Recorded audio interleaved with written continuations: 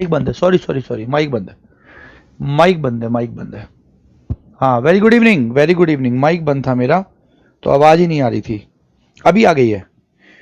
तो very good evening, कैसे हैं सब लोग? एक बार मैं चेक कर लूं, उम्मीद है आवाज आ गई होगी, आ गई होगी। हाँ हाँ आ गई आ गई आ गई आ गई, अब आ गई। जी जी जी। तो कैसे हो सब लोग? सब बढ़िया, मस्त और स्वस्थ, है ना? सब बढ़िया, मस्त और स्वस्थ, कोई दिक्कत नहीं, कोई परेशानी नहीं। मस्त होके पेपर की तैयारी करते रहो, बढ़िया करके पढ़ो, मस्त होके पढ़ो, टेंशन लेके नहीं पढ़ना बिल्कुल भी। और बाकी तो मैं यहाँ खड़ा ही हूं, जीएस को तो हम देख ही लेंगे। अच्छा दूसरी बात, एक बात और सुनिए, जीएस में हमारे पास बहुत सारे टॉपिक्स हैं, बहुत सारी चीजें हैं।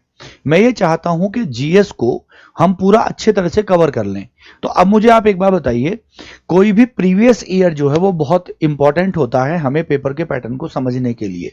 तो मैं ये चाह रहा हूं, जैसे आज स्त्री अशिष्ट रूपण अधिनियम है, कल हम दहेज करेंगे, और 2 दिन में हम लोग करेंगे फिर वो कौन सा है, घरेलू हिंसा। क्योंकि घरेलू हिंसा थोड़ा बड़ा है तो उसके लिए मैंने 50 बेस्ट क्वेश्चन रखे हैं।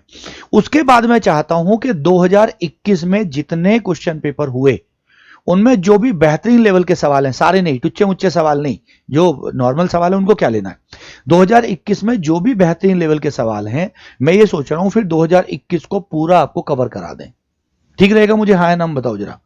2021 में जितना पेपर हुआ, जितने जीएस के क्वेश्चन आए जो हमसे रिलेवेंट है, देखो आईपीसी हमें उसकी नहीं करनी, सीआरपीसी हमें उसकी नहीं करनी, क्योंकि उसकी जगह में बीएनएसएस और बीएनएसएस करनी है। तो जो उसमें अधिनियम आए हैं, जो उसमें एक्ट आए हैं, जो उसमें पॉलिटी आई है, जो उसमें ज्योग्राफी आई है, जो उसमें इकोनॉमिक्स आई है, जो उसमें कुछ भी आया, साइंस भी आया, वो सब करा देता हूं मैं। बोलो करा दें? अगले हफ्ते से उसको शुरू कर लें? हाँ जी, अगले हफ्ते से उसको शुरू कर लें, जल्दी बताइए। अगले हफ्ते से हम उसको शुरू कर सकते हैं, कोई दिक्कत तो नहीं है? कोई मुझे फोन कर रहा है, बिल्कुल भी ना करो, मैं क्लास में हूं इस समय। पागल हो तुम लोग, तुम्हें पता नहीं है मैं लाइव हूं इस समय, मैंने फोन ही वो कर दिया। हाँ बताओ, तो अगले हफ्ते से कर लें? Sexual harassment at work place है, सब होंगे, सब कराऊंगा, डोंट वरी। चलो भाई, तो जो बच्चे नए जुड़ना चाह रहे हैं वो नए यहां पे जुड़ जाएं, एप्लीकेशन को डाउनलोड कर लें, इंडियन कोचिंग एप्लीकेशन को, लिंक आपको कमेंटों में दिया गया और वहां पे आप चले आओ। आइए शुरू करते हैं। तो हमारा जो आज का पोस्टमार्टम है, आज का पोस्टमार्टम हमने पहला जो अधिनियम लिया, जैसे 15 से 20 अधिनियम हमें टोटल मिला के करने हैं, पहला जो अधिनियम हमने उठाया है आज, जो बच्चे कह रहे एक्ट करा दीजिए, स्त्री अशिष्ट रूपण प्रतिषेध अधिनियम 1986, 1986 का 60वां एक्ट था ये, जो कि स्त्री अशिष्ट रूपण है। अब इसका मतलब क्या है, मैं नॉर्मल भाषा में आपको समझा देता हूं। अशिष्ट रूपण का क्या मतलब होता है? अशिष्ट रूपण का एक सीधा सीधा मतलब होता है वल्गर, अश्लील, यानी किसी स्त्री के रूप का इस तरीके से चित्रण करना, इस तरीके से कोई फोटो, कोई प्रिंट, कोई मीडिया, एवरीथिंग, कुछ भी है, कोई आकृति बनाना, चाहे वो किसी भी प्रकार से बनी हो, जो किसी स्त्री को अश्लील दिखाती हो, जिससे उसकी मर्यादा भंग होती हो, जिससे उसके सम्मान को ठेस पहुंचती हो। तो यहां पर स्त्री अशिष्ट रूपण का मतलब है किसी को अश्लीलता में परोसना या अश्लील दिखाना। सिंपल बात समझे? क्वेश्चंस पे चलना शुरू करते हैं बढ़िया करके। क्वेश्चन नंबर 1, अच्छा ये वो मतलब एक्ट का वो लगा हुआ है। क्वेश्चन नंबर 1 ये रहा, आप लोग आंसर दीजिए, मैं आंसर नहीं दूंगा। पहले मैं क्या कर रहा हूं, मैं जल्दबाजी में सारे आंसर खुद दे दे रहा हूं, आप लोगों को मौका नहीं मिल रहा, आप आंसर दीजिए। मैं इसलिए साइड खड़ा हो जा रहा हूं, उस साइड जाके खड़ा हो रहा हूं, फटाफट से आंसर दो, लो जल्दी से। महिलाओं का अशिष्ट रूपण प्रतिषेध अधिनियम 1986 कब से प्रवर्तन में है, बताइए। महिलाओं का अशिष्ट रूपण 1986 कब से प्रवर्तन में है, बताओ जरा जल्दी से, कब से प्रवर्तन में है, फटाफट बताइए। आप लोग बताएंगे आंसर, आप लोग बताएंगे, मैं नहीं बताऊंगा, मैं तो उसको फिर बाद में एलिब्रेट कर दूंगा पूरा का पूरा। हमने पढ़ा नहीं है, ये एक्ट है। अरे यार, अब तुम में बहुत सारे ऐसे नए बच्चे हैं जिन्होंने पढ़ा नहीं है, ये भी बड़ी गड़बड़ है। तुमने एक्ट अभी पढ़े नहीं है। अब जिनको मैंने, जो पुराने रैंकर्स बैच वाले हैं, बाकी बच्चे हैं, उनको तो मैंने एक्ट पढ़ा दिए हैं। अब ये बड़ी समस्या हुई, कैसे हुई? चलो आज तो करो, आज और कल 2 कर लो, मैं समझा दूंगा पूरा, बाकी फिर आप पढ़ोगे तो आपका रिवीजन हो जाएगा, मैं समझा दूंगा, कोई बात नहीं, फिलहाल करिए। हाँ जी, तो ये जो एक्ट है स्त्री अशिष्ट रूपण, यानी कि जो रिप्रेजेंटेशन करता है वुमन को एक तरह से इंडिसेंट रूप में, यानी कि अश्लील रूप में, है ना, अश्लील रूप में जो इंडिसेंट करता है, किसी महिला का गलत चित्रण करता है, ये 1986 का एक्ट नंबर 60 था। Act number 60। और 1986 में जब ये संसद से पास हुआ, 23/12 की बात है, उसके बाद लागू होने की बात है। देखो यहां परिवर्तन पूछ रहा है, परिवर्तन का मतलब है लागू होना, कब से ये देश में लागू हुआ है। तो लागू गांधी जी से याद रखिएगा, गांधी जी का 2 अक्टूबर का जन्मदिन होता है, तो अब 86 का मतलब है 86 के बाद में ही लागू होगा, तो 87 से लागू हुआ है। आंसर इसका है 2 अक्टूबर 1987। आसान सा सवाल था, 2 अक्टूबर 1987 से लागू हुआ है, यह बात याद रखिएगा। 1986 का ये एक्ट है, कोई दिक्कत तो नहीं, आसान सा था ये क्वेश्चन। विज्ञापन के अंतर्गत आता है, बहुत बढ़िया सवाल है। अब देखो इसमें ना टोटल जो ये एक्ट है हमारा स्त्री अशिष्ट रूपण वाला, इसमें टोटल 10 सेक्शन है। टोटल सेक्शन कितने हैं? 10। उन 10 को आज ही निपटा लेंगे और आज ही मैं इसको पूरे तरीके से आपको यहां पे समझाने की कोशिश भी करूंगा। तो विज्ञापन के अंतर्गत आता है, क्या क्या आता है? सबसे पहली बात तो ये होना चाहिए कौन से सेक्शन में विज्ञापन की बात कौन से में हो रही है। तो which of the following includes under advertisement. Advertisement क्या है? कोई रैपर हो गया, यानी किसी के ऊपर कोई छपा हुआ, रैपर बोलते हैं ना कि कोई पॉलिथीन के ऊपर लगा हुआ रैपर है। कोई लेबल हो गया, कुछ ऊपर चिपका रखा है, लेबल लगा रखा है। ध्वनि के माध्यम से गिरा गया दृश्यरूपण हो गया। डिसेप्शन थ्रू साउंड, साउंड के थ्रू भी क्या ऐसा हो सकता है? मैं और एग्जांपल भी आपको दे रहा हूं, माना गैस के थ्रू हो गया, माना धुएं के थ्रू हो गया, माना कोई और किसी कलर के थ्रू हो गया, मतलब किसी भी तरीके से। तो विज्ञापन जो है ये ध्यान रखिएगा, ये सेक्शन नंबर 3 है इसका। सेक्शन नंबर 3 में विज्ञापन की बात करता है और कहता है कि ऐसा कोई भी विज्ञापन प्रकाशित नहीं हो सकता, ऐसा विज्ञापन नहीं बनाया जा सकता, ना उसकी मार्केटिंग करी जा सकती, ना उसका प्रमोशन करा जा सकता, जो किसी भी स्त्री को किसी भी रूप में अशिष्ट दिखा रहा है। अब उस विज्ञापन में बहुत सारी बातें आई हैं, जैसे मैंने कहा गैस है, धुआं है, कलर है, किसी भी तरीके से, चाहे रेपर है, चाहे लेबल है, चाहे ध्वनि का माध्यम है, चाहे किताब है, चाहे कोई न्यूज़पेपर है, चाहे कोई मीडिया है, एनीथिंग, कुछ भी है, किसी भी प्रकार का। तो आंसर क्या हुआ? All of above. किसी भी प्रकार का विज्ञापन जो है वो नहीं हो सकता है। क्लियर हुआ? 2 का कै, सेक्शन 3 2 का कै। अरे 2 में तो परिभाषाएं हैं ना, 2 में क्या है? 2 में परिभाषाएं हैं भाई। पहले सेक्शन में क्या है? पहले सेक्शन में है इनका नाम, इसका परिवर्तन और इसका लागू होना। दूसरे सेक्शन में क्या है? दूसरे सेक्शन में परिभाषाएं हैं। तुम परिभाषाओं की बात कर रहे हो, तुम परिभाषाओं में कै, खे, गे, घे, तुम इनकी बात कर रहे हो, तुम परिभाषाओं के विज्ञापन की बात कर रहे हो। तुम जो कह रहे हो तुम परिभाषाओं के विज्ञापन की बात कर रहे हो, सिंपल। मैं सेक्शन 3 और 4 की बात कर रहा हूं, जो अलग से कर रहा हूं, तुम परिभाषाओं की बात कर रहे हो, समझ गया मैं।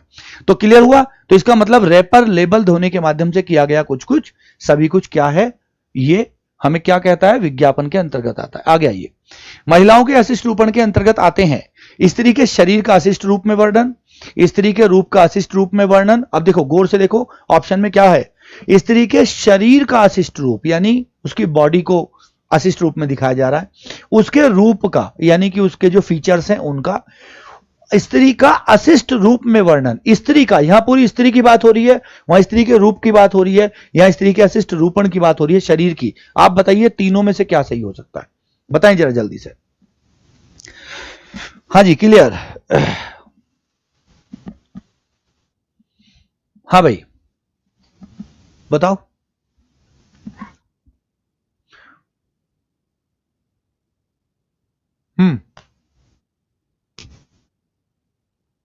उपयुक्त सभी, उपयुक्त सभी। देखो ये जो पूछा गया है, जैसे हम कहते हैं कि सेक्शन नंबर 2 है, उसमें परिभाषाएं दी गई हैं।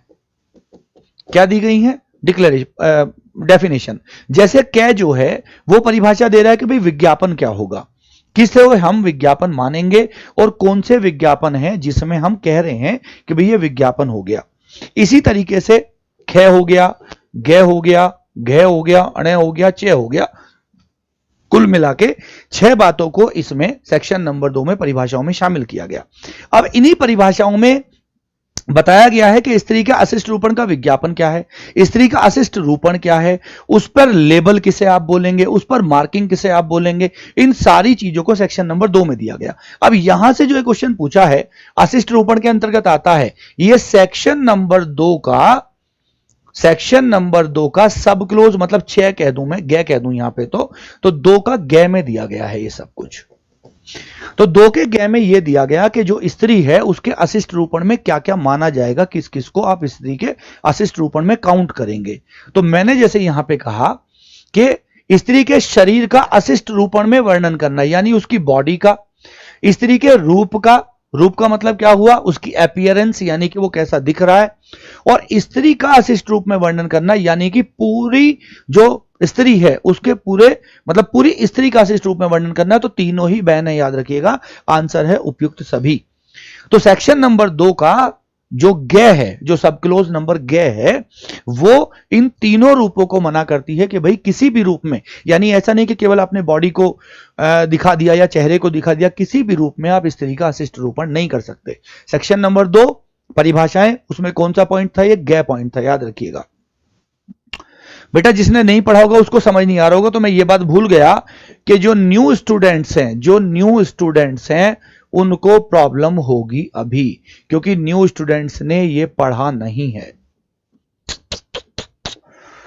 न्यू स्टूडेंट्स ने ये पढ़ा नहीं है, तो फिर तो मुझे ये करना चाहिए। बिल्कुल मैं समझ रहा हूं, जो बच्चा नहीं पढ़ा उसको नहीं समझ आएगा। फिर तो मैं एक काम करूं भाई, कल हम दहेज कर लेते हैं, बस कल दहेज कर लो, क्योंकि दहेज की पीडीएफ बन चुकी है, दहेज की क्लास लग चुकी है। फिर परसों से आप मुझे बताओ, परसों से आपको 2021 सॉल्व करवा दूं पूरा, फिर तो कोई दिक्कत नहीं है।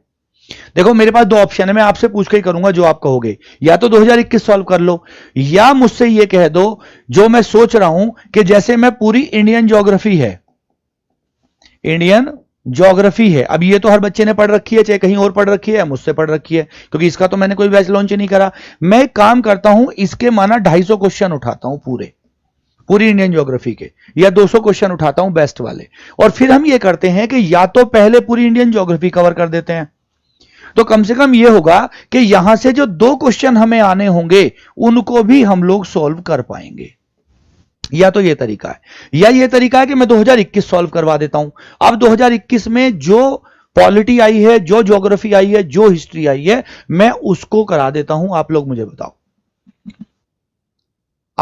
क्योंकि जो बच्चे नए हैं वो मैं मान रहा हूं वो परेशान हो रहे हैं इसमें, उन्हें समझ ही नहीं आ रहा मैं कर क्या रहा हूं, क्योंकि जिसने पढ़ा नहीं उसको समझ ही नहीं आएगा, ये बात भी पक्की है। अब फिलहाल तो करते हैं, कल दहेज है वो भी कर लेते हैं। पॉलिटी स्पेशल बैच में एक्ट डलवा दो, अंकित मैं कल डलवाता हूं। मैं अभी तक डलवाना नहीं चाह रहा था, लेकिन मैं सोच रहा हूं चलो आप पढ़ लो, ऐसा नहीं है लाइव नहीं पढ़ाऊंगा, लाइव भी पढ़ाऊंगा, लेकिन अभी फिलहाल डाल लो, तो जिसको रिवीजन करना है वो कर लेना। 2021 कर लें, 2021 कर लूं, ज्योग्राफी करवा दूं। ज्योग्राफी तो सबने पढ़ी होगी, ज्योग्राफी करा देता हूं। हाँ भाई, तो चलो कोई बात नहीं, फिलहाल इसको सॉल्व करते हैं। तो ये क्या है बच्चों, ध्यान दो इस पे, क्या है ये, तो स्त्री की आकृति को किसी भी रूप में क्या किया जाएगा, ये वाला क्वेश्चन नंबर जो 3 था, वो किसी भी रूप में उसका वर्णन गलत तरीके से नहीं हो सकता, आप ये बात समझो। चलिए आ गया ये जल्दी से। स्त्री की आकृति, उसके शरीर या उसके किसी अंग का चित्रण अशिष्ट रूपण कहा जाएगा जिसका प्रभाव, अभी बताया मैंने, अभी जो मैंने आपको बताया सेक्शन नंबर 2 का जो ग है, जो अशिष्ट रूपण की परिभाषा देता है, जो अशिष्ट रूपण की क्या देता है, परिभाषा। जब आप इस वाले एक्ट को पढ़ोगे तो 2 के ग में अशिष्ट रूपण की परिभाषा है। अब वो क्या कह रहा है, वहां ध्यान दो कि स्त्री की आकृति, उसकी शरीर, उसके किसी अंग का चित्रण अशिष्ट रूपण कहा जाएगा जिसका प्रभाव किस पे जा रहा है, बी इंडिसेंडेंट अशिष्ट हो, स्त्रियों के लिए अपमानजनक और निंदनीय हो, लोक नैतिकता को भ्रष्ट या विकृत करने वाला हो, उपयुक्त सभी। बताइए आंसर, मैं साइड हूं बिल्कुल, जल्दी से आंसर बताओ। चौथे का क्या आंसर है फटाफट से।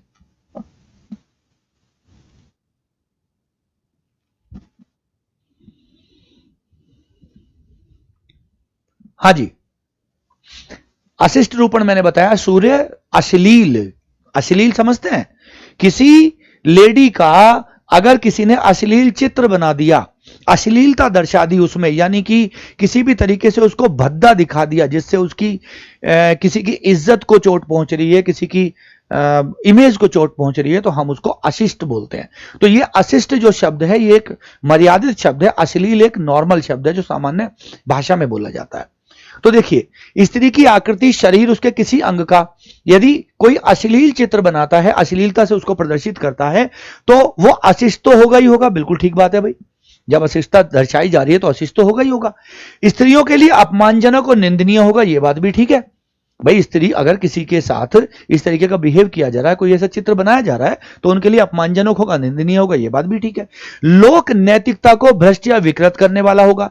पब्लिक के सामने क्या इस तरीके की बातों को, जो इंडियन सोसाइटी है हमारी, क्या उसमें किसी की अश्लीलता को सामान्य माना जाता है? क्या उसमें किसी की अश्लीलता को एक्सेप्ट किया जाता है? दिमाग से सोचो, नहीं। तो लोक नैतिकता को भ्रष्ट या विकृत करने वाला, corrupt develop public morality, public के मोरालिटी को भ्रष्ट करने वाला है। तो आंसर क्या है? उपयुक्त सभी। और यह भी सेक्शन नंबर 2 का जो गै है, यह उसकी परिभाषा में ही काउंट किया गया है। सेक्शन नंबर 2 का गई चल रहा है ये कि किसी स्त्री को, उसके शरीर को, उसके अंग को किसी भी रूप में यदि अशिष्टता में दिखाया जा रहा है, तो वो अशिष्ट भी है, वो अपमानजनक भी है, निंदनीय भी है, और वो लोक नैतिकता को भ्रष्ट करने वाला भी है। ये तो साफ साफ से यहां दिख रहा है। इंटरनेट भी, इंटरनेट इश्यू, इंटरनेट तो ठीक है, इंटरनेट में कोई दिक्कत नहीं है, क्लास तो ठीक चल रही है बिल्कुल। आगे आइए, महिलाओं का अशिष्ट रूपण करने वाले विज्ञापनों के प्रकाशनों पर निम्न में से कौन सी धारा रोक लगाती है? देखो, सेक्शन नंबर 2 का जो कै है वो विज्ञापन की परिभाषा देता है, विज्ञापन की परिभाषा देता है। समझो बात को, समझ रहे हो? ये सेक्शन नंबर 2 का जो कै है, क्योंकि सेक्शन नंबर 2 क्या है? सारी परिभाषाएं हैं उसमें, और ज्यादा नहीं है, 7 परिभाषाएं मुश्किल से। लेकिन सेक्शन नंबर आगे पूछा गया, मैं बता नहीं रहा हूं, आप बताएंगे इसको। स्त्रियों का अशिष्ट रूपण करने वाला कोई भी एडवर्टीजमेंट नहीं किया जा सकता, ना कोई ऐसा विज्ञापन करेगा, ना कोई ऐसा विज्ञापन करवाएगा। कोई ऐसा एडवर्टीजमेंट पेपर में, बुक में, ऊपर लेबल पे, किसी पॉलिथीन पे, किसी रैपर पे, किसी ने कोई गुटखा बनाया, किसी ने कोई सामान बनाया, उसके ऊपर किसी स्त्री को अश्लील रूप में दर्शा दिया, ऐसा कोई विज्ञापन नहीं हो सकता किसी भी प्रकार से। कौन सा सेक्शन है? सेक्शन नंबर 5, 4, 3 और 2। जिन्होंने पढ़ रखा है वो बता देंगे। बिल्कुल, सेक्शन नंबर 3। तो सेक्शन नंबर 3 जो है वो ध्यान रखेंगे, वो विज्ञापन पर रोक लगाता है, विज्ञापन पर रोक लगा रहा है सेक्शन नंबर 3। सेक्शन नंबर 4, 5 मैं आगे बताऊंगा, मतलब अभी बता दूंगा तो अगले क्वेश्चन आपसे पहले ही कर लोगे, तो दिमाग लगाना है। और 2 मैंने बता दिया अभी आपको पीछे, इसमें क्या है? परिभाषाएं। तो जो नहीं भी पढ़ा किसी ने, थोड़ा थोड़ा यहां समझ आ जाएगा, यहां से आप रिपीट कर लेंगे इस बात को। तो उसमें क्या है? परिभाषाएं। कोई दिक्कत तो नहीं, 4 और 5 आगे आएगा तो मैं इसलिए बता नहीं रहा हूं आपको। तो सेक्शन नंबर 3 में याद रखिएगा, टोटल 10 ही इसमें एक्ट है, ज्यादा बड़ा नहीं है ये। विज्ञापनों के प्रकाशनों पर रोक लगाता है सेक्शन नंबर 3। आगे आइए, महिलाओं का अशिष्ट रूपण करने वाली पुस्तक, पुस्तिकाओं आदि के प्रकाशन, अभी बताया था मैंने, या डाक से भेजने पर रोक। देखो, जो पीछे था वो क्या था? वो विज्ञापन पर रोक थी। यहां एडवर्टीजमेंट की बात हो रही है, गौर से समझो। और यहां पर बात किसकी हो रही है? पुस्तकों के प्रकाशन, यहां प्रिंट की बात हो रही है ना। यहां डाक से भेजना यानी किसी को पोस्ट करने की बात हो रही है। तो ये जो सेक्शन है, ये प्रकाशन करना, प्रकाशन करवाना, डाक से भेजना, डाक से भिजवाना, किसी को किराए पर देना, किसी को इस तरीके की सामग्री को बांटना, किसी को इस तरीके की सामग्री को डिस्ट्रीब्यूट करना, ये सब पे रोक लगाता है। कौन सा सेक्शन है वो पूछना चाह रहा है। कौन सा सेक्शन है जल्दी से बताओ। नमिता, पुराने बच्चों ने पढ़ रखा होगा, रैंकर्स बैच वालों ने और बैच वालों ने पढ़ रखा होगा। महिलाओं का अशिष्ट रूपण करने वाली पुस्तकों के प्रकाशन, डाक से भेजना, मैं यहां पे लिख रहा हूं, इनको बांटना, इनको प्रिंट करना, डाक से भेजना तो हो ही गया, इनका वितरण करना, है ना, इनको हमने कहा किराए पर देना, किराए पर, ये सारी चीजों पर क्या है? ये रोक है। और ये है सेक्शन नंबर 4। तो सेक्शन नंबर 4 में क्या है? किसी पुस्तक, किसी पुस्तिका, कुछ भी लेबल, कुछ भी प्रिंट, किसी का प्रकाशन नहीं होगा, और किसी को डाक से भेजने पर भी रोक है। यानी कि आप डाक के थ्रू किसी ऐसी चीज को भेजना चाह रहे हो जो अशिष्ट रूपण में है, तो उस पर रोक लगाता है सेक्शन नंबर 4। 3 आपने पढ़ लिया, इस पे विज्ञापन पर रोक थी, ये तो यही याद हो जाएगा, विज्ञापन पर रोक थी। 6 और 5 में अभी बता नहीं रहा हूं। 2 आपने पढ़ लिया, उसमें परिभाषाएं थी। 4 आपने पढ़ लिया, इसमें प्रकाशन, डाक से भेजना, किराए पर देना, बांटना, वितरण, इन सब पे रोक है। सिंपल हो गया याद। आगे आइए, निम्नलिखित महिलाओं का अशिष्ट रूपण के अंतर्गत नहीं आता। निम्नलिखित महिलाओं के अशिष्ट रूपण के अंतर्गत नहीं आता? क्या नहीं आता? पुस्तक का प्रकाशन लोकहित के उद्देश्य से हो, पुस्तक धार्मिक प्रयोजन के लिए की गई हो, कोई फिल्म हो, उपयुक्त सभी। इनमें से कौन सा अश्लीलता के रूप में काउंट नहीं होगा, यह बताइए। यानी एक्सेप्शन की बात कर रहा है। क्या कोई ऐसा एक्सेप्शन हो सकता है कि स्त्री का अशिष्ट रूपण किया जा सके और वो इस एक्ट में लाइबल ना बन रहा हो, उसको सजा ना हो रही हो? बताएं जरा जल्दी से, फटाफट से बता दीजिए।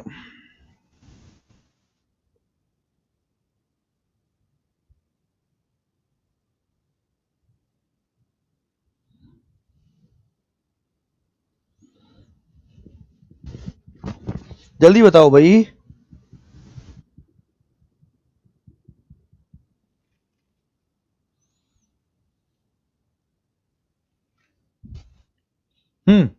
ऑल है। कहां से आया आंसर? ये आंसर कहां से आया, ये बताओ, आंसर कहां से आया? आंसर बताइए। निम्नलिखित में महिलाओं का अशिष्ट रूपण के अंतर्गत नहीं आता, मान ली मैंने बात। देखो ये जो है ना, ये सेक्शन नंबर जो आपने 4 पढ़ा, जो इनके प्रकाशन पर, ध्यान देना, जो डाक से भेजने पर, जो वितरण पर, जो किराए पर देना, किराए पर देना एटसेट्रा, सब पर रोक लगाता है, तो ये मना करता है। लेकिन हर चीज का अपवाद होता है। तो सेक्शन नंबर 4 में ही कहा गया है आगे कि ये निम्न बातें, कोई चित्र है, कोई किताब है, कोई प्रिंट है, कोई लेबल है, कुछ भी है, ये लागू नहीं होंगी। अब इसके एक्सेप्शन दिए गए हैं, और एक्सेप्शन कितने दिए गए हैं? 3। जब आप एक्सेप्शन पढ़ते हो, या मैंने जो बैच में आपको पढ़ा रखे हैं, जिनमें मैंने सारे एक्ट पढ़ा रखे हैं, तो एक्सेप्शन 3 है, कै, खे और गे करा रखे हैं आपको। गे में है मूवी, गे में क्या है? फिल्म, गे में क्या है? मूवी है। यानी कि जो 1952 का हमारा चलचित्र अधिनियम है, जिसके तहत हम फिल्मों को सेंसर बोर्ड से पास कराते हैं, तो गे ये कहता है कि उसके तहत यदि कोई मूवी है तो उस मूवी में किसी स्त्री का अशिष्ट रूपण किया जा सकता है, बट वो सेंसर्स होनी चाहिए, वो पास होनी चाहिए। इसलिए कोई मूवी सेंसर बोर्ड से यदि पास है तो सेंसर बोर्ड ये मानता है कि या तो उसको एडल्ट सर्टिफिकेट दिया गया है, मूवी को ए, यानी 18 साल से ऊपर वाले देख सकते हैं, या वो किसी ऐसे प्रयोजन के लिए बनाई गई है जिस प्रयोजन में उसके चित्रण का होना आवश्यक है। सपोज कोई मेडिकेटेड मूवी है, कोई इंफॉर्मेटिव मूवी है, कोई हमने बोला कोई उसकी फैशन की मूवी है, इस तरीके से तो गे हो गया। अब जो कै है उसमें 2 पॉइंट हैं, 1 और 2, और फिर खे में पॉइंट है। तो 1 और 2 ये दोनों दे रखे हैं, ये 1 और 2 पॉइंट है। तो ये सेक्शन नंबर 4 के जो अपवाद हैं, उन अपवादों के ये कै के पॉइंट नंबर 1 और पॉइंट नंबर 2 है। क्या कह रहा है? पहला, किसी पुस्तक का प्रकाशन यदि लोकहित में है, यानी कि ऐसी कोई पुस्तक बनाई गई जिस पुस्तक में स्त्री का अशिष्ट रूपण हुआ है, बट वो लोकहित में है, फॉर पब्लिक इंटरेस्ट है। अब पब्लिक इंटरेस्ट कैसे? जैसे मैं आपको एग्जांपल बताता हूं। एग्जांपल पब्लिक इंटरेस्ट ऐसे है, माना कि किसी चित्र को प्रकाशित किया गया है, लेकिन उसके तहत परिवार नियोजन की कुछ जानकारियां दे दी जा रही हैं। तो अगर परिवार नियोजन की जानकारियां दे दी जा रही हैं, या किसी बच्चे की पढ़ाई से रिलेटेड कोई लोकहित का मामला है, या लोगों को जानकारी देने का मामला है, तो वहां पर जो स्त्री है, मेनली तो बात स्त्री की हो रही है, तो उसके शरीर का रूपण किया जा सकता है। अगर किसी को कुछ समझाना है तो वहां यह बात लागू हो जाएगी। दूसरा, धार्मिक प्रयोजनों के लिए की गई है। यदि कोई ऐसा धार्मिक प्रयोजन है, जैसे आपने देखा हो बहुत सारी मूर्तियां इस तरीके की बनाई जाती हैं जिनमें अशिष्ट रूपण हो जाता है, जैसे खजुराहो के नाम आपने सुने होंगे। खजुराहो की जो मूर्तियां हैं, जो मॉन्यूमेंट है वहां के, वो इसी तरीके के हैं, लेकिन वो धार्मिक प्रयोजन में आ जाती हैं, इस वजह से इनको छूट दी गई है। तो ये दोनों ही आंसर ठीक है, क्योंकि मैंने बताया ये 4 का अपवाद क्या है? 1 और 2 है, और ये क्या है? 4 का गे है। ये मैंने आपको बता दिया, सेक्शन नंबर 4 का गे है। ये कहता है कोई फिल्म, एनी फिल्म, लेकिन अब इसने पूरा नहीं कहा। एनी फिल्म वो जो 1952 के एक्ट के तहत वो पास हुई है और उसके तहत उसको लाया गया है, तो उस हिसाब से ये सही माना जाता है, यानी ये अपवादों में आ रहे हैं। तो उपयुक्त सभी जो हैं अंतर्गत नहीं आते। आगे आइए, निम्नलिखित में से क्या महिलाओं के अशिष्ट रूपण के अंतर्गत आता है? क्या महिलाओं के अशिष्ट रूपण के अंतर्गत आता है? हाँ, कामाख्या मंदिर हो गया, और भी मंदिर हो गए, इस तरीके की बहुत सारी चीजें। आइए, प्राचीन स्मारक पर उकेरी गई मूर्तियां, जो कोई प्राचीन स्मारक है उन पर उकेरी गई मूर्तियां, मंदिर में रखी गई मूर्तियां, ए और बी दोनों उपयुक्त में से कोई नहीं। आसान है, आप बता दोगे इसको। देखें जी जरा, किसमें कितना है दम, किसने कितना पढ़ा है। निम्नलिखित में से क्या महिलाओं के अशिष्ट रूपण के अंतर्गत आता है, बताइए। प्राचीन स्मारक पर उकेरी गई मूर्तियां, मंदिर में रखी गई मूर्तियां, ए और बी दोनों उपयुक्त में से कोई नहीं। बिल्कुल ठीक है। यह भी वही 4 का जो मैं अपवाद बता रहा हूं उसका क्या है, ख है ये। तो जो हम 4 में अपवाद पढ़ रहे हैं उसका ख है। क्या कह रहा है, ख क्या कहता है इसका, कि यदि कोई प्राचीन स्मारक है, जो प्राचीन स्मारक पर कोई मूर्ति उकेरी गई है यानी बनाई गई है किसी तरीके से, और वो अश्लील रूपण में है, बट वो क्योंकि प्राचीन स्मारक है, वो मॉन्यूमेंट्स हैं और वो पहले बनाए गए, जैसे मैंने अभी आपको बताया खजुराहो के मंदिर वगैरह। दूसरा, मंदिर में रखी गई मूर्ति, अगर कोई स्टैचू है जो मंदिर में रखा गया है और अगर कोई स्टैचू मंदिर में रखा गया है और वो मंदिर के प्रयोजन के लिए काम हो रहा है या कि वो मंदिर की प्रयोजन में यूज हो रहा है, तो इन दोनों को अशिष्ट रूपण में नहीं माना जाएगा। वो कह रहा है अंतर्गत आते हैं तो नहीं आते, तो आंसर क्या होगा, उपयुक्त में से कोई नहीं। इन दोनों में से कोई भी अशिष्ट रूपण के अंतर्गत नहीं आता। तो ये तो एक्ट आपने बढ़िया याद कर रखा है बच्चों, जो बच्चे आंसर दे रहे हैं, वेरी गुड। अधिनियम का उल्लंघन करने वाले स्थान पर, अब यहां से कुछ क्वेश्चन थोड़े ट्विस्ट होने शुरू होंगे। अब जरा बताओ, अधिनियम का उल्लंघन करने वाले स्थान पर प्रवेश और तलाशी लेने की शक्ति किसके पास है? बहुत बढ़िया सवाल है, वेरी गुड क्वेश्चन। देखें जरा कौन इसको बता पाता है। अधिनियम का उल्लंघन करने वाले किसी स्थान पर या प्रवेश और तलाशी लेने की शक्ति किसके पास है? आप लोक सेवक हैं, आप पुलिस अधिकारी हैं या वटेवर जो भी कोई है, कोई सेंट्रल गवर्नमेंट का अधिकारी है, कोई भी, उसको ये लगता है कि किसी जगह पर इस वाले एक्ट का दुरुपयोग हो रहा है या कोई इसके तहत कार्य किया जा रहा है या कानून का वो किया जा रहा है, कोई अशिष्ट रूपण प्रकाशन हो रहा है, प्रिंट हो रहा है, भेजा जा रहा है, उसकी पैकेजिंग हो रही है, जो भी हो रहा है, चाहे वो बुक है, चाहे वो लेबल है, चाहे वो प्रिंट है, कुछ भी है, तो इसमें जो व्यक्ति होगा उसे किसको तलाशी लेने, प्रवेश करने और स्थान की शक्ति होगी? राज्य सरकार को होगी, राज्य सरकार द्वारा प्राधिकृत कोई राजपत्रित अधिकारी को होगी, केंद्र सरकार द्वारा प्राधिकृत कोई राजपत्रित अधिकारी को होगी, या तो बी या तो सी। हाँ जी, डी आ गया आंसर, बिल्कुल ठीक है। क्या आ गया आंसर? डी आ गया, बिल्कुल ठीक है। तो आपके लिए मुझे तालियां बजानी चाहिए जिस बच्चे ने ये पढ़ रखा है। मैं क्या कह रहा हूं, जो आसान आसान सवाल है वो आप सब कर दे रहे हो, लेकिन जहां क्वेश्चन थोड़ा टेढ़ा है वहीं आपकी खोपड़ी घूम जाती है। जब आप इस सेक्शन का 5 पढ़ते हैं तो जो सेक्शन का 5 है वो क्या कहता है, इस मतलब इस एक्ट का सेक्शन नंबर 5 पढ़ते हो तो क्या कहता है, क्या कहता है? वो कहता है जो कोई राज्य सरकार द्वारा, गौर से देखना मेरे नोट्स को जो मैंने लिखवाया है आपको, राज्य सरकार द्वारा अधिकृत कोई प्राधिकारी है, राज्य सरकार द्वारा अधिकृत कोई प्राधिकारी है। और मैंने आपको इस एक्ट में यह भी बताया था कि इस एक्ट का जो निर्माण है वो सेंट्रल गवर्नमेंट के द्वारा किया गया है, लेकिन इस एक्ट का एग्जीक्यूशन जो है वो स्टेट गवर्नमेंट के द्वारा होता है। एक दूसरी बात समझ लो, जब मैं आपको यह कहता हूं, हम पॉलिटी में समवर्ती सूची पढ़ते हैं, तो समवर्ती सूची में अभी 2 दिन पहले मैंने यह बताया कि समवर्ती सूची का निर्माण चाहे सेंट्रल गवर्नमेंट करे चाहे स्टेट गवर्नमेंट करे, कानून उस पर कोई भी बनाए, लेकिन समवर्ती सूची के विषयों को लागू करने का अधिकार किसके पास होगा? तो आप कहेंगे वो स्टेट गवर्नमेंट के पास होगा। तो ये एक तरह से कानून है, सेंट्रल गवर्नमेंट ने बनाया, हालांकि ये संघ सूची पे आ रहा है, लेकिन इसको एग्जीक्यूट करने की पावर स्टेट गवर्नमेंट को दे रखी है। तो इसका आंसर बी है, राज्य सरकार द्वारा प्राधिकृत कोई राजपत्रित अधिकारी, any gazetted officer who is assigned by state government. तो ये जो सेक्शन नंबर 5 है इसकी पहली ही बात ये कह रही थी, और आपने शायद इसको गौर से पढ़ा नहीं, या आप लोग भूल गए इसको, या आपने तुक्का मार दिया क्योंकि एग्जामिनर आपसे ज्यादा तेज है, उसने राज्य केंद्र दोनों रख के डी आंसर दे दिया। ज्यादातर बच्चे यहीं पे चिपक जाएंगे और यहीं वो गलती कर देंगे। तो सेक्शन नंबर 5 गौर से पढ़ना इसका, वो क्या कहता है, राज्य सरकार द्वारा अधिकृत प्राधिकृत कोई राजपत्रित अधिकारी जिसको ये इसके लिए वो किया गया है, असाइन किया गया, उसको दिया गया है कि भाई आप किसी स्थान पर प्रवेश कर सकते हो, तलाशी ले सकते हो, उसको प्रवेश करके उसकी सारी शक्ति आपको प्राप्त हो जाएगी। तो ये बी था, और मैं जानता था इसमें आप गलती करोगे, इसलिए मैंने वेरी गुड पहले ही लिख दिया था क्वेश्चन को। पर तुम तो नालायक हो ना, पूरे के पूरे नालायक हो, भेड़ के फूफा हो। आइए जरा, राज्य सरकार, देखो अब फिर वही बात आ गई, सेक्शन नंबर 5 को यहां देख लो। अब राज्य सरकार द्वारा प्राधिकृत कोई राजपत्रित अधिकारी, सेक्शन नंबर 5 की बात हो रही है यहां पे। किसी स्थान की तलाशी या अश्लील पुस्तक, विज्ञापन की पुस्तक को अधिग्रहित यानी कब्जे में लेना, अधिग्रहित का मतलब क्या है, कब्जे में लेना, उसको अपने अधीन लेना, करने की शक्ति निम्न में से किस धारा में दी गई है? अभी तो बताया, जस्ट अभी तो बताया, जस्ट अभी तो बताया। राजपत्रित अधिकारी कौन? राज्य सरकार वाला। किस धारा में दी गई है जरा बताओ।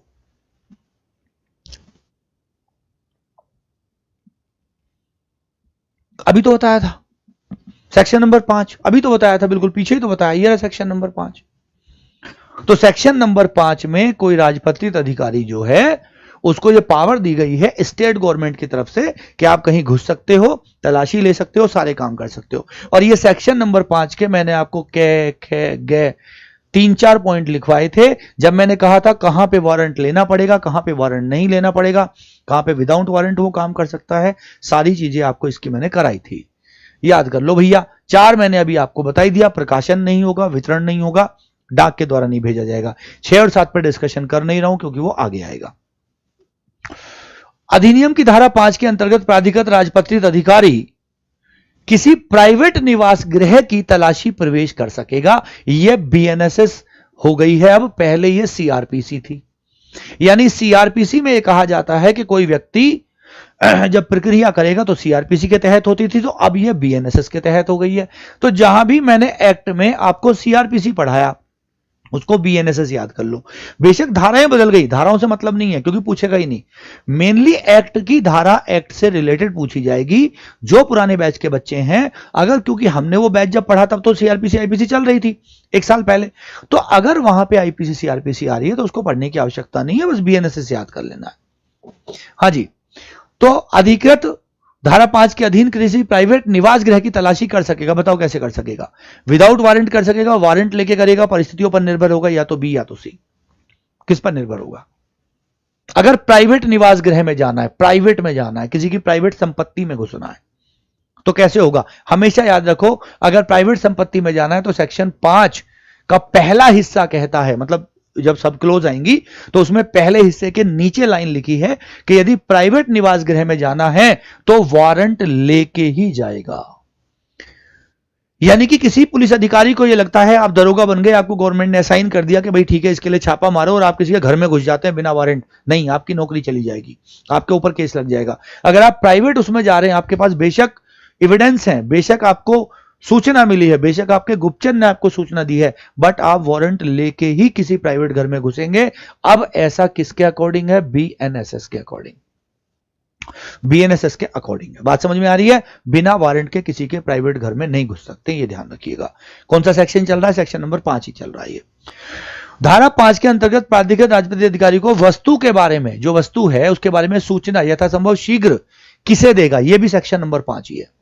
सेक्शन नंबर 5 का गे की बात आ रही है अब यहां पे, सेक्शन नंबर 5 की ही बात आ रही है, 5 में ही चल रहा है सब कुछ। तो जैसे ही किसी राजपत्रित जो अधिकारी है, जो स्टेट गवर्नमेंट ने असाइन करा है, उसको जैसे ही किसी ऐसी अश्लील वस्तु के बारे में कोई सूचना मिलती है तो सबसे पहले किसको सूचना देगा? सेक्शन नंबर 5 ही चल रहा है, ध्यान रखना, सेक्शन नंबर 5 ही लिखा है वहां पे। उपखंड मजिस्ट्रेट को देगा, जिला मजिस्ट्रेट को देगा, निकटतम मजिस्ट्रेट को देगा, संबंधित मजिस्ट्रेट को देगा। कितने बढ़िया ऑप्शन दिए हैं इसने, वेरी गुड क्वेश्चन। अब अगर मैंने क्या कहा, किसी ने गौर से पढ़ा है, ध्यान से पढ़ा है, तो वो ऑप्शन निकाल लेगा, वरना नहीं निकलेगा। कहां गया पानी हमारा? बताओ जरा जल्दी से, फटाफट से आंसर बताइए।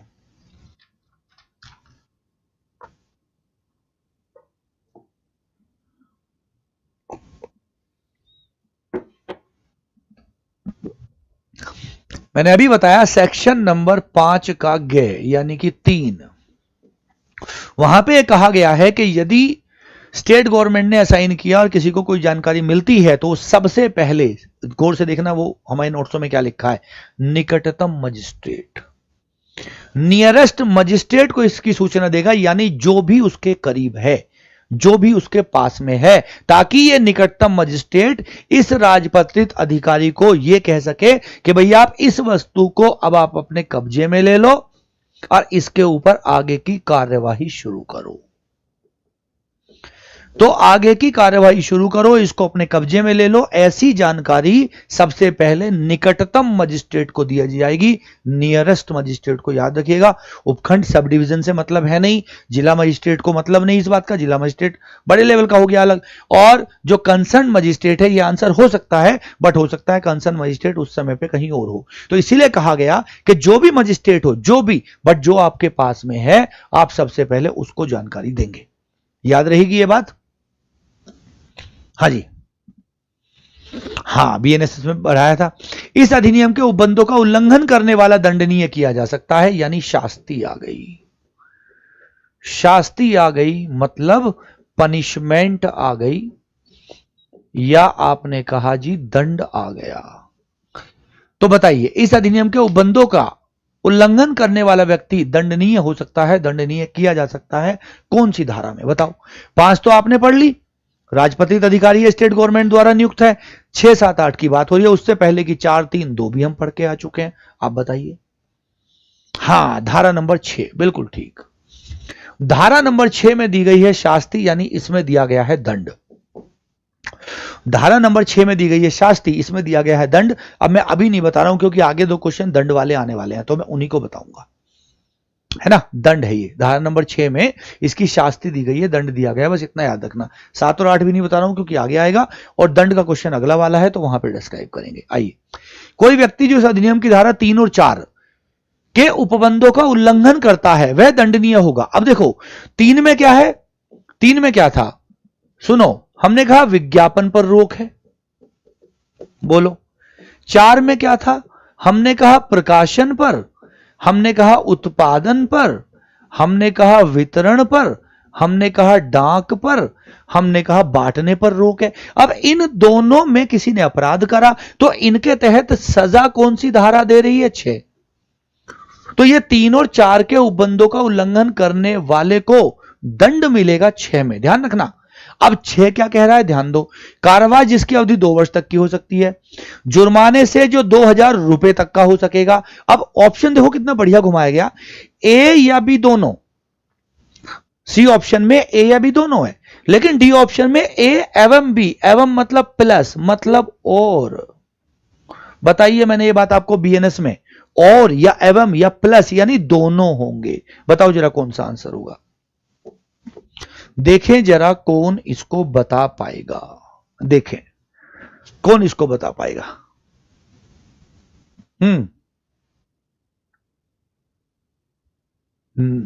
सेक्शन नंबर 6 में जो सजा है वो 2 प्रकार की है। वो कहता है कि यदि कोई व्यक्ति इसमें पहली बार पकड़ा जाता है, जो सेक्शन नंबर 3 और 4 के अधीन कोई अपराध कर रहा है, तो पहली बार में सजा है 2 वर्ष का कारावास प्लस 2000 जुर्माना। 2000 ही है ना? हां, जुर्माना। यह पहली बार में सजा है, याद रखना। अब किसी को सजा हो गई 2 वर्ष का कारावास प्लस 2000 जुर्माना हो गई। अब वो व्यक्ति जेल से छूट के आया, उसके बाद वो फिर अश्लीलता में लग गया, किताबें छापना, प्रिंट करना, बांटना, ये सब करना, उसको फिर वही आदत है।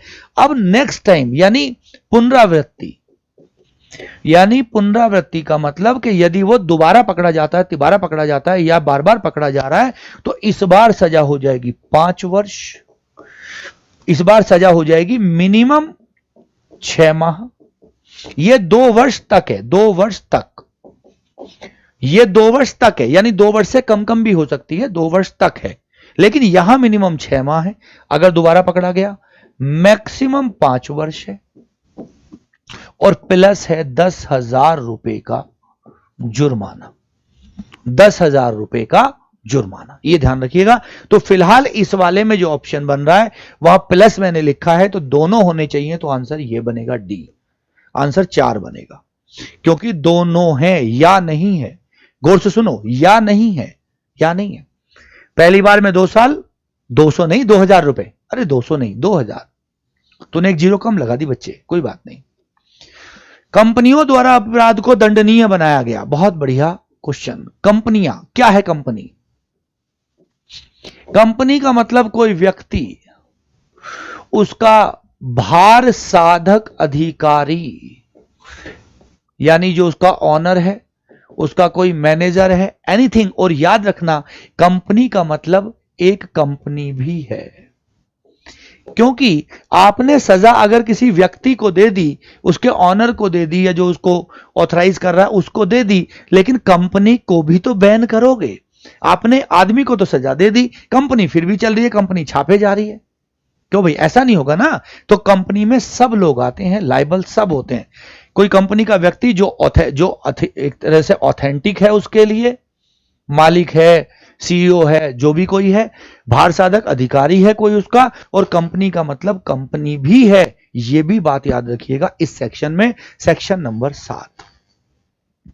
तो सेक्शन नंबर 7 जो है वो याद करेंगे, वो कंपनी की बात करता है। यानी कोई कंपनी यदि इसमें इन्वॉल्व होती है, जो एक कंपनी है, तो उस कंपनी में उस व्यक्ति का मतलब उस कंपनी का कोई व्यक्ति जो कि अधिकारी है, जो कि उसका मालिक है, किसी और रैंक पर है, वो सब लायबल होंगे, साथ में कंपनी भी लायबल होगी, सब लोग लायबल होंगे। ध्यान रखिएगा, है ना। 7 जो है वो कंपनी को लायबल बनाती है। इसमें अधिनियम के अधीन यदि कोई अपराध कंपनी द्वारा किया गया, देखो अभी मैंने जो पूछा वही क्वेश्चन आ गया, कंपनी द्वारा किया गया तो कौन उत्तरदायी होगा? क्या कह रहा है सेक्शन नंबर 7? कौन उत्तरदायी होगा? कि यदि कोई कंपनी अपराध कर रही है, कोई व्यक्ति अपराध नहीं कर रहा, कंपनी कर रही है, कंपनी के कारोबार का संचालन करने वाला भार साधक व्यक्ति। ये तो अभी हो गया क्वेश्चन, ये तो पीछे वाले से ही हो गया। तो मैंने उसमें क्या बताया था? कंपनी के संचालन करने वाला भार साधक व्यक्ति, ये भी आंसर है, और कंपनी भी खुद आंसर है। तो जब दोनों आंसर हैं तो आंसर क्या है? ए एवं बी दोनों, या ए या बी दोनों? क्या आंसर होना चाहिए बताओ? ए एवं बी दोनों या ए या बी दोनों? दोनों होंगे ना। कंपनी भी लायबल होगी, वो आदमी भी लायबल होगा, तो आंसर तीसरा बनेगा, ए एवं बी दोनों। ए एवं बी दोनों। बी कैसे कर रहे हो? अभी तो समझाया था पीछे। कंपनी का मतलब क्या है? कोई व्यक्ति जो भार साधक अधिकारी है, वो भी भार साधक व्यक्ति, और एक कंपनी, तीनों लायबल है। कंपनी खुद भी लायबल है, ध्यान रखना। तो इसलिए मैंने कहा कंपनी भी लायबल है और कंपनी का संचालन करने वाला भार साधक व्यक्ति भी लायबल है। आसान है। तीसरा आंसर हुआ, दोनों है। आगे आइए। इस अधिनियम की धारा 8 के अधीन अपराध होता है। इस अधिनियम की धारा 8 के अधीन अपराध होता है, बताओ। यानी 8 जो है धारा, वो अधिनियम को बताती है अपराध कैसा है। संज्ञेय है, कॉग्निजेबल है, यानी बिना वारंट के गिरफ्तारी हो जाएगी, अचानक तुरंत कार्रवाई करनी है, जमानतीय है। असंज्ञेय है, जमानतीय है। असंज्ञेय है, अजमानतीय है। संज्ञेय है, अजमानतीय है। बताएं कैसा है? सेम डेफिनेशन 111 में बीएनएस में पढ़ाई है। बिल्कुल, हाँ जी। तो ये याद रखना, सेक्शन नंबर 8 जो है वो इस एक्ट को के तहत जो अपराध हो रहा है, उसमें जो अपराधी है, जो एक्यूज्ड है, उसको एक तो संज्ञेय अपराध बनाता है, यानी कि बिना वारंट के गिरफ्तारी होगी, जैसे ही पता चलेगा तुरंत गिरफ्तार किया जाएगा। लेकिन साथ में बनाता है इसको जमानतीय, यानी कि जमानत मिलना इसमें एक अधिकार है। और जमानतीय का मतलब यह हुआ कि जमानत को रोका नहीं जा सकता, यानी जहां जमानत मिलना एक अधिकार होगा। तो जमानतीय में क्या अर्थ होता है? जमानतीय बेलेबल ऑफेंसेस वो होते हैं जहां जमानत एक अधिकार होता है, और कोई भी न्यायालय या कोई पुलिस अधिकारी अगर जमानत थाने से हो रही है या न्यायालय से हो रही है तो आपकी जमानत को रोक नहीं सकता। लेकिन अजमानतीय नॉन बेलेबल वो होता है जहां जमानत देना या ना देना निर्णय देने वाले अधिकारी के ऊपर निर्भर कर रहा है, यानी न्यायाधीश के ऊपर निर्भर कर रहा है, मजिस्ट्रेट के ऊपर निर्भर कर रहा है कि आपको दी जाए जमानत या ना दी जाए। तो आंसर है ए, संज्ञेय और जमानती है। याद रखिएगा, संज्ञेय और जमानती है। हां, आपराधिक कहते हैं अपराधी है, संज्ञेय और जमानती है। समझ आएगा नहीं क्योंकि आपने पढ़ा नहीं है बेटा, अब इसीलिए समझ नहीं आएगा। मैं क्या कर सकता हूं? जब आपने पढ़ा नहीं तो क्या करें इसको? आपने पढ़ा ही नहीं है, पढ़ेंगे तब आपको समझ आएगा, है ना। एप्लीकेशन पे जाके पढ़ लेना इसको। इस अधिनियम के अधीन नियम बनाने की शक्ति किसको प्राप्त है? बहुत बढ़िया। इस अधिनियम के अधीन नियम बनाने की शक्ति किसको प्राप्त है? और मुझे यह भी बताओ सेक्शन कौन सा है ये? नियम बनाने की शक्ति किसको प्राप्त है और सेक्शन कौन सा है? अनजाने में अपराध कर दे, अनजाने में तो फिर एक्सेप्शन में आ गया ना, फिर तो बच जाएगा वो। अनजाने में तो वो एक्सेप्शन में आ जाएगा। हाँ जी बताइए, नियम बनाने की शक्ति किसको प्राप्त है?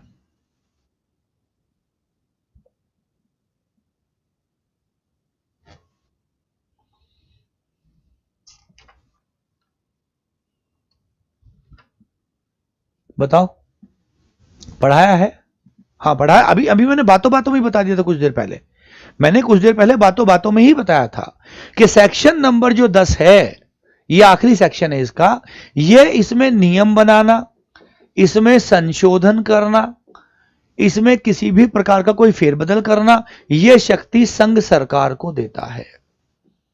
और संघ सरकार की तरफ से इसमें कौन करेगी? संसद। तो संसद इसमें नए नियम बना सकती है, नए नियम जोड़ सकती है, उसमें संशोधन कर सकती है, लेकिन मैंने क्या बताया, इसका इंप्लीमेंटेशन, इसको इंप्लीमेंट करना यानी इसको लागू करना, यह स्टेट गवर्नमेंट, राज्य सरकार के हाथ में सौंपा गया है। इसलिए हम जब सेक्शन नंबर 5 पढ़ते हैं तो हम पढ़ते हैं राज्य सरकार द्वारा अपॉइंट कोई अधिकारी। अभी तो हमने पढ़ा राज्य सरकार द्वारा अपॉइंट, समझे बात को? तो कौन है इसमें? Central government, state government. न्यायालय की कोई भूमिका है नहीं और राज्य सरकार को केवल इंप्लीमेंटेशन की पावर दी गई है, कानून बनाने की नहीं दी गई है। तो नियमन जो है वो सेंट्रल गवर्नमेंट के हाथ में है।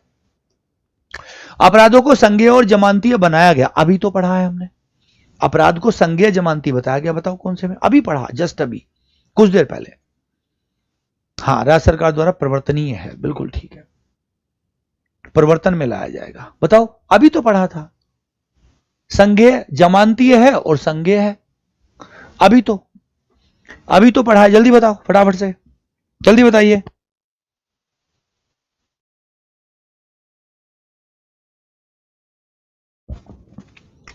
हाँ जी, सेक्शन नंबर 8 अभी तो पढ़ा था, सेक्शन नंबर 8। 9 मैं बता नहीं रहा हूं, 7 आपने कंपनी पढ़ ली और 6 आपने क्या पढ़ा? 6 आपने क्या पढ़ा बताओ? शास्ति, दंड।